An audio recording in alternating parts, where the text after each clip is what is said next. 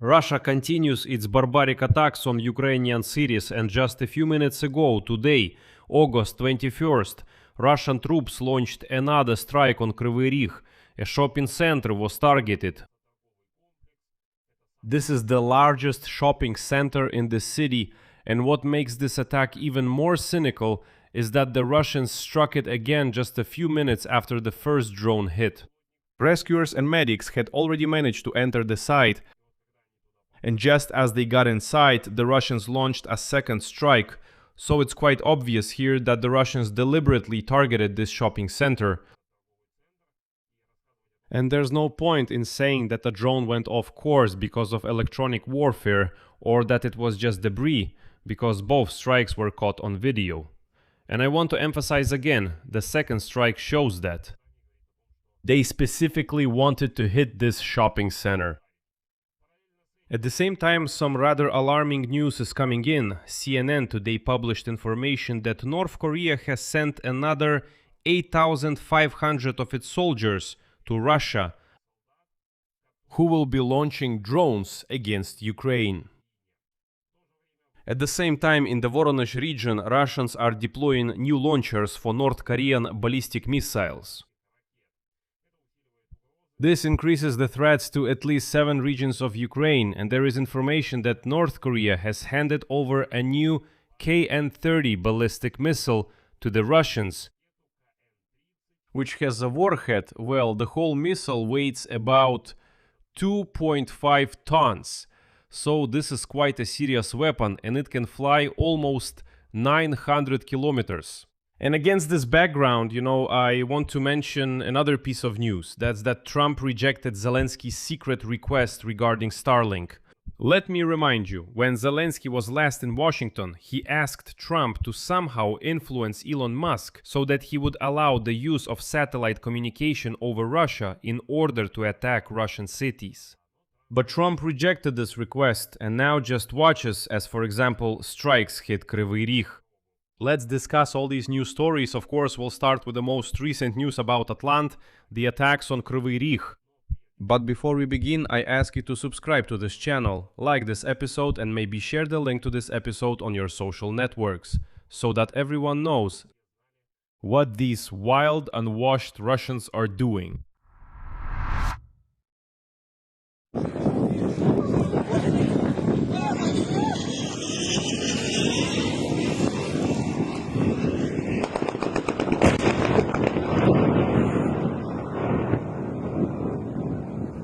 So,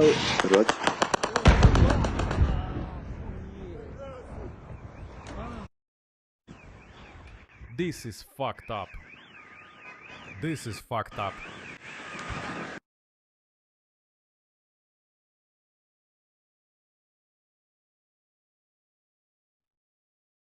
Today, this afternoon, on August 21st, Russian troops struck Kryvyi Rih. A shopping center was targeted.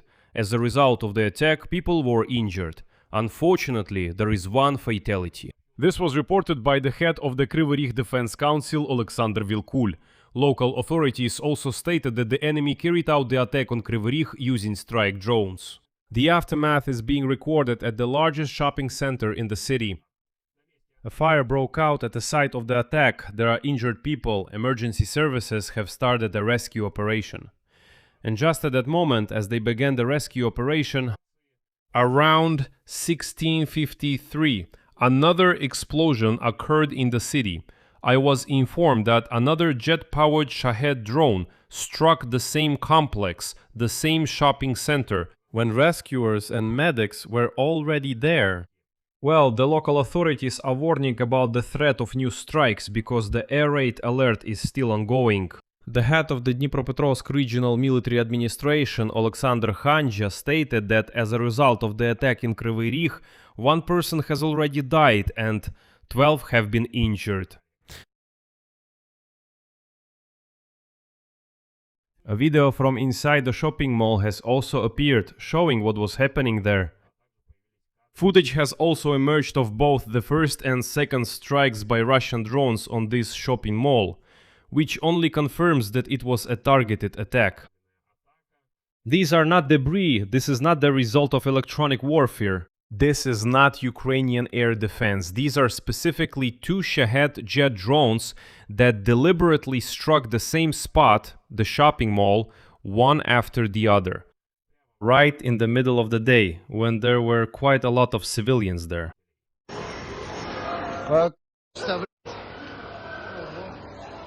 It's a matter of time, damn it.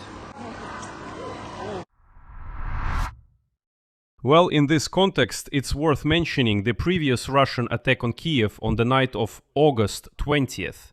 Back then, almost everything the Russians had in their arsenal was flying toward the Ukrainian capital. There were ballistic missiles, cruise missiles, regular Shaheds, jet-powered drones, even Banderols were flying.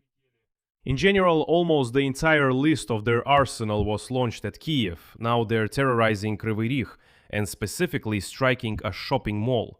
And against this backdrop, more alarming news is emerging, which has been talked about for several weeks, but unfortunately now it's becoming a reality. In the Voronezh region, the Russians are deploying new launchers for North Korean ballistic missiles. This increases the threat to at least 7 regions of Ukraine. And today, the Institute for the Study of War is reporting this. The main intelligence directorate of Ukraine has confirmed the transfer of about 50 ballistic missiles of the KN-23 and KN-24 types to Russia, and the modernized KN-30, Hwasong-11C, as the North Koreans call them. This KN-30 missile is a modernized version of the KN-23 ballistic missile, and it is capable of carrying a rather heavy warhead, up to 2.5 tons, 2,500 kilograms. Moreover, Russia has already begun deploying 6 launchers specifically for North Korean missiles in the Voronezh region, and these launchers will be able to launch a total of 120 missiles. It is reported that North Korean missiles can hit the Sumy, Kharkiv, Chernihiv, Poltava and Kyiv regions, Dnipropetrovsk and Zaporizhia regions from the territory of the Voronezh region of unwashed Russia. According to Ukrainian military expert Anatoly Khrapchinsky, Russian troops do not always use all their launchers in every strike campaign. Well, for example, according to his data, Russia has about 160 Iskander launchers, each of which can carry 2 missiles. But the Russian armed forces launch an average of 16 to 26 missiles in a single attack. And he also added that Russian Iskander-M missiles have an accuracy within the range of 5 to 20 meters, whereas North Korean KN-23 missiles regularly miss their targets by hundreds of meters or even by several kilometers. North Korean missiles also carry a significantly larger warhead, weighing up to a ton compared to the standard 480 kilogram warhead of the Russian Iskander-M, resulting in larger craters and shock waves. Well, the KN-30 missile actually carries a 2.5 ton warhead. At the same time, CNN reports today that North Korea has already sent an additional 8,500 of its soldiers to Russia. They will be launching strike drones at peaceful cities in Ukraine. In general, North Korea is already openly fighting against our country. And in order to counter the launch of North Korean missiles, and not just North Korean ones, of course, we need to strike at the launchers and at the locations where the enemy's drone forces are concentrated. But for that, we need satellite communication over Russian territory, so that targeting can be more accurate. And on this matter, as you know, there has been a long-standing discussion with Elon Musk's company about giving Ukrainian forces access to it. Starlink systems over Russian territory so that any strike drones can be controlled in real time. Even Zelensky asked Donald Trump to influence Elon Musk on this matter, but Trump refused this request. Financial Times reports this today.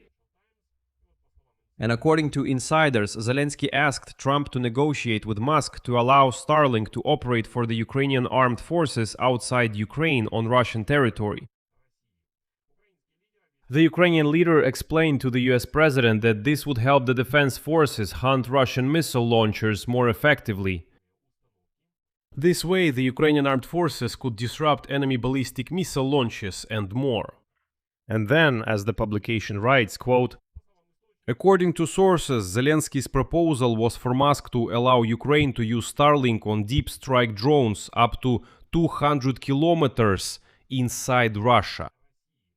This would include infrastructure for launching ballistic missiles, command systems, and other resources. The fact is that Ukrainian authorities were unable to convince Elon Musk on their own, so they were counting on Donald Trump's help in this matter. However, the US president rejected Zelensky's request.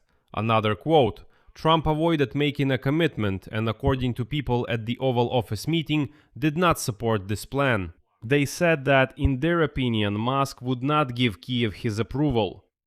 Let me emphasize again, this is not about using Starlink to control drones that would strike even Wildberries warehouses or oil refineries. No, we are specifically asking for a zone 200 kilometers deep into Russia, nothing further, so that we can specifically strike at launchers and command posts, where orders are given to carry out strikes, like the one today in Kryvyi Rih. But Elon Musk abandoned this idea and says, no, I won't give such permission. And unfortunately, Donald Trump didn't help us with this either. And at the end of this episode, I want to pass on a message from the Security Service of Ukraine, which reports that on Ukraine's Independence Day, August 24, Russia may carry out mass shelling, provocations, terrorist attacks, sabotage, cyber attacks, and other crimes. Therefore, the Security Service of Ukraine urges Ukrainians to be vigilant and to take their own safety seriously. On the eve of and during the holiday events, you should follow a few basic rules. First of all, never ignore air raid alerts under any circumstances and determine the nearest shelter in advance. Do not approach suspicious objects and do not try to move or inspect them on your own. If you notice suspicious individuals, objects, or any other signs of possible illegal activity, report it to law enforcement immediately. Do not post photos or videos showing the locations of military personnel, critical infrastructure facilities, or checkpoints. Under no circumstances should you share information about air defense systems or the consequences of shelling, especially immediately after such events occur. And as the Security Service of Ukraine says, do not follow requests from unknown individuals, even if they claim to be law enforcement officers and ask you to carry out suspicious tasks. In particular, to take photos or videos of certain objects, deliver a package, or leave an item in a specific place. And separately, the Security Service of Ukraine draws Ukrainians' attention to attempts by Russian intelligence services to involve Ukrainians in preparing terrorist attacks and carrying out sabotage. And the Security Service of Ukraine says that under no circumstances should you fall for any of these provocations. In general, unfortunately, as we can see, the Russians are only planning to escalate the situation even further, escalate the war, and as we can see, they continue their terror by launching strikes openly in broad daylight and even twice at the same shopping center. That is to say that, just like the previous night, the night of August 20th, when the Russians attacked Kiev, later they claimed that they hit the Firepoint factory, which produces Flamingo missiles and FP drones. They allegedly struck the Antonov Enterprise, which produces Luty drones. What will they say about this? They struck the same shopping mall twice, with people inside, open for business. Once again, we saw footage from inside at the moment of impact, and it's clear that there are no military targets anywhere nearby. It's just a shopping mall, an ordinary shopping mall. And these unwashed, savage individuals called Russians, they keep attacking exactly these kinds of places. So I'll leave it at that. Share your opinions and conclusions in the comments below this episode. Subscribe to this channel, hit the bell, and don't forget to like. That's all for now. Take care of yourselves. Goodbye, everyone.